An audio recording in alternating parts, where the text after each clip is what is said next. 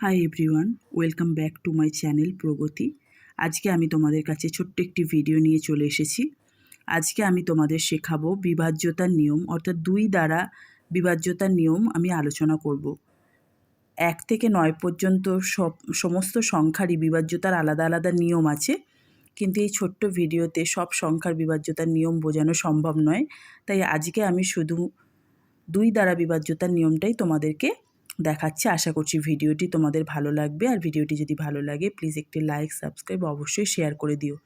তো চলো আমি 2 দ্বারা বিভাজ্যতার নিয়মটা নিয়ে আলোচনা করি।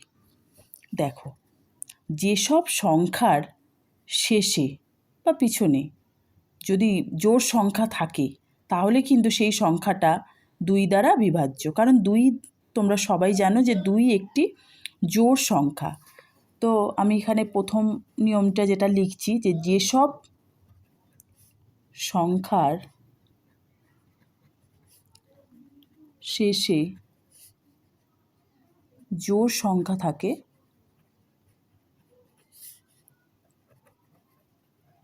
সেই সংখ্যা অবশ্যই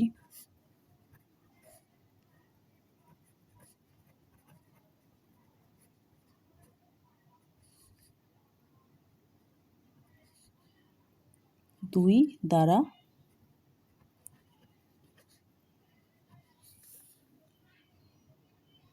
বিভাজ্য। যেমন একটি উদাহরণ দিচ্ছি, দেখো 24।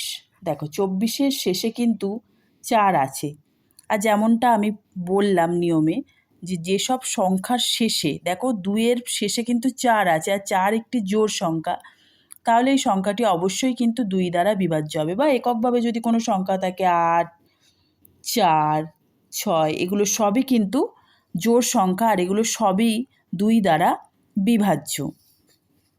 এবার 2 নম্বর নিয়মটা দেখো, আর কিভাবে আমরা বুঝবো যে কোনো সংখ্যা 2 দ্বারা বিভাজ্য কিনা, বা 2 দ্বারা ভাগ করলে সেই সংখ্যাটা মিলবে, সেটা আমরা কিভাবে বুঝবো। যদি কোনো সংখ্যার শেষে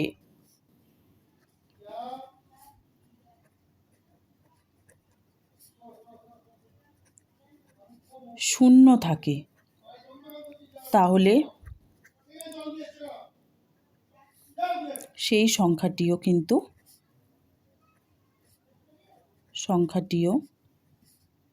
2 দ্বারা বিভাজ্য। যেমন ধরো 10-এর শেষে কিন্তু শূন্য আছে, তাই 10 কিন্তু 2 দ্বারা বিভাজ্য।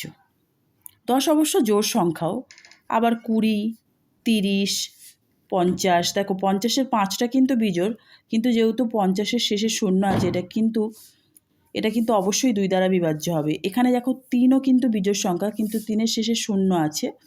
আমি যেহেতু বলেছি নিয়মে যে যদি কোনো সংখ্যা শেষে শূন্য থাকে তাহলে সেই সংখ্যাটি 2 দ্বারা বিভাজ্য, তাহলে এই 30ও কিন্তু অবশ্যই 2 দ্বারা বিভাজ্য হবে। 30কে যদি তোমরা 2 দিয়ে ভাগ করো তাহলে দেখবে ভাগটা মিলে যাবে। আশা করছি তোমরা 2 দ্বারা বিভাজ্যতার নিয়মটি বুঝতে পেরেছো। তো আমি এর পরের ভিডিওতে বাকি সব সংখ্যারই বিভাজ্যতার নিয়মগুলো তোমাদের দেখিয়ে দেব। তো আজকে আমি আমার ভিডিওটি এখানেই শেষ করলাম।